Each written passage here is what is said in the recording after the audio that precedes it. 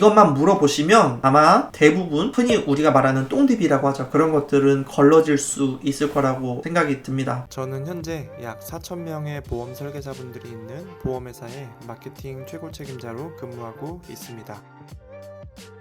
네, 반갑습니다. 오늘은 DB 영업 3편에 대해서 한번 이야기를 해보도록 하겠습니다. 제 영상을 처음 보신 분들은 뒤로 가기를 누르셔서 1편과 2편을 꼭 먼저 시청하시고 이 영상을 보시면 좋을 것 같아요. 자, 3편의 주제는 DB를 구매할 때 혹은 제공을 받을 때 여러분들이 제공하는 업체라든지 관리자한테 꼭 물어봐야 될 질문입니다. 이것들을 물어보지 않으면 여러분들은 절대로 DB 영업을 성공을 할 수가 없습니다. 그 전에 사실은 이제 DB 영업이라는 것 자체가 너무 이제 광범위하다 보니까 제가 조금 한번 줄여드릴게요. DB가 너무나도 많은 DB들이 있잖아요. 근데 흔히 여러분들이 이제 제공받는 DB라고 하면 뭐 홈쇼핑이라든지 아니면 SNS DB, 그 다음에 퍼미션, 콜이라고 하죠. 콜 DB랑 몇 가지들로 압축이 됩니다. 근데 흔히 말하는 SNS DB 같은 경우에 특히나 많이 그래요. 이제 온라인에서 추출을 한 DB는 사실은 고객들이 니드라는 게 있다가 없다가 정말 갈팡질팡 하다가 그냥 신청하는 경우가 상당히 많이 있거든요. 이럴 때 여러분들이 어떻게 판별을 하는지 제가 알려드리도록 하겠습니다. 일단 가장 좋은 거는 여러분들 그 랜딩 페이지라는 게 있어요. 어떤 랜딩이냐면 온라인 DB 같은 경우에는 특히나 여러분들이 설계사 입장이 아니고 고객 입장에서 생각을 했을 때 내가 어떤 정보를 계속 뒤지다가 신청서를 남긴 그 페이지가 있잖아요. 그 페이지를 이제 랜딩 페이지라고 하는데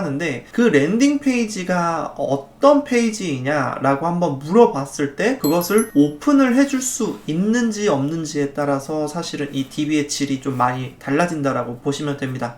사실 이 업체마다 이것을 업체의 영업 비밀이다, 그 다음에 홍보 방법 중에 하나이기 때문에 우리가 알려줄 수가 없다, 이렇게 이제 이야기를 하는 경우도 있기는 하는데 사실 랜딩 페이지까지는 오픈을 하지 않는 회사들도 많이 있습니다. 근데 거기서부터 이제 중요한 부분이 시작을 하는 거죠. 이 DB가 어떻게 만들어졌는지에 대해 먼저 한번 물어보시는 게 좋아요. 그러니까 합리적 의심을 어떤 것이든지 해보면 이거에 대한 프로세스가 다 나오게 됩니다. 예를 들어서 그 업체가 이 DB 어떻게 만들어졌나요? 라고 했을 때 비밀입니다 라고 이야기를 하잖아요. 그럼 일단 의심을 좀 해보시는 게 좋아요. 사실은 비밀로 붙일 내용은 아니거든요, 이게. 왜냐면 온라인에서 만들 수 있는 DB들은 사실 거기서 거기입니다. 거의 대부분 어느 정도 이 틀이 정해져 있어요. 페이스북에서 스폰서 광고를 한다든지 인스타그램에서 스폰서 광고를 한다든지 아니면 유튜브에서 구글 애드워즈로 광고를 한다든지 아니면 요즘 카카오도 많이 있죠. 카카오톡 맨 위에 보면 그 광고, 그 다음에 마케터들을 통해서 랜딩 페이지를 만들어가지고 그냥 무작위 홍보하는 거, 그 다음에 네이버 키워드 광고, 블로그 광고, 막 여러가지 너무 많이 있기는 하지만 대부분 거기서 거기입니다. 그 만들 수 있는 추출의 루트들이. 그러면 사실은 이게 영업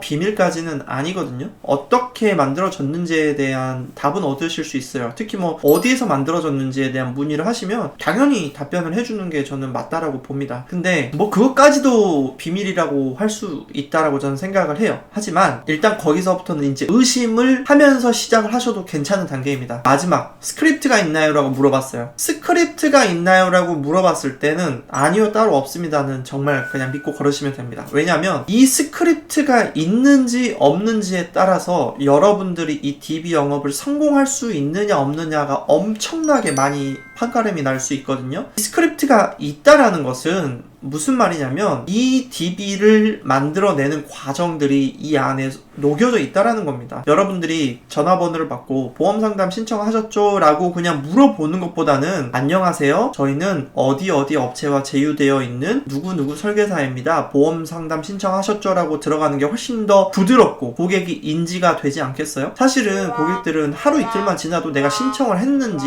그 다음에 이게 스팸인지 전혀 구분을 할 수가 없습니다. 흔히 대출이라든지 부동산이라든지 주식이라든지 보험이라든지 자동차라든지 이런 영업사원들이 멘트를 던지잖아요. 그러면 대부분의 90% 이상은 다 스팸으로 인식을 합니다. 근데 그것들을 어디에서 출처를 알려주시면 여러분들이 훨씬 더 재화를 이끌어 나가기 편하겠죠. 근데 스크립트가 없다라고 하는 거는 그 만드는 업체, DB 업체에서는 이 DB에 대해서 별로 애착을 갖고 만든 게 아니다라는 게 결론이 나옵니다. 그럴 경우에 아무리 싸고 뭐 10,000원, 20,000원 밖에 안 하는 DB를 하더라도 안 쓰시는 게 돈을 아끼는 길입니다. 왜냐하면 그렇게 돼버리면 여러분들의 그 멘탈이 망가져 버려요. 뭐 돈 잃는 거는 당연하고 여러분들이 DB 영업에 대해서 불신이 생기게 됩니다. 그런데 지금 이 순간에도 누군가는 DB 영업으로 성공을 하고 월납보험료를 받고 계약을 받고 있거든요. 그러니까 이 부분이 여러분들이 빨리 캐치를 하셔야 됩니다. 무슨 말이냐? 이 DB는 100명 중에 90명이 실패를 하는 DB인 건지 아니면 내가 못하는 건지 이런 것들을 빨리빨리 캐치를 하셔야 되는데 스크립트가 없다 이 말은 아마 여러분 말고도 다른 설계사들이 썼을 때도 실패할 확률이 높다 이렇게 생각을 하시면 됩니다. 물론 스크립트 없이 그냥 들어가서 다 되는 DB들도 있어요. 근데 상당히 그런 DB들은 구하기도 어렵고 시중에 이렇게 여러분들한테까지 판매가 되지 않습니다. 이해가시죠? 그러니까 꼭 여러분들이 DB를 구매하거나 제공받을 때 물어봐야 될 질문, DB는 어떻게 만들어졌는지, 그 다음에 두 번째 스크립트가 있는지 이것만 물어보시면 아마 대부분 흔히 우리가 말하는 똥DB라고 하죠. 그런 것들은 걸러질 수 있을 거라고 생각이 듭니다. 도움이 좀 되셨으면 좋겠고요. 오늘 3편에서는 제가 간단하게 이야기를 했습니다. 그리고 4편에서는 조금 길게 할 예정이에요. 그러니까 여러분들 꼭 구독과 알림 설정 하셔서 다음 시간에 또 뵙도록 하겠습니다. 안녕.